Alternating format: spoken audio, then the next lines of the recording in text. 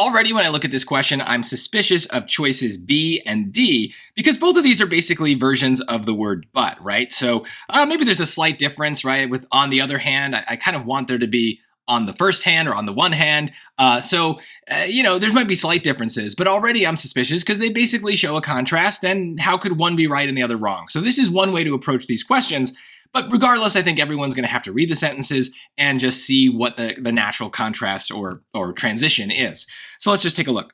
The French directors Colas Kula and Vivian Mermeg, whatever, known as Kula and Viv, founded the video game studio Blue 12. They also love cats.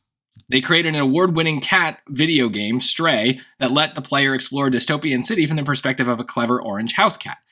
So to me, the natural fit here is like, so, right? They also love cats, so they created a game about that, right? So that definitely gets rid of the choices that I already was suspicious of. On the other hand, nevertheless, there's no contrast, right? If you love cats, you're going to create a cat video game. That's not a contrast. That makes sense, right? So then I don't really find a so word in the choices. Intermittently kind of means, this is not necessarily a simpler word, but like sporadically or like, kind of like on and off, right? If something happens intermittently, it kind of starts and stops a lot, right? So there's no time passing here. This transition just makes no sense in this situation.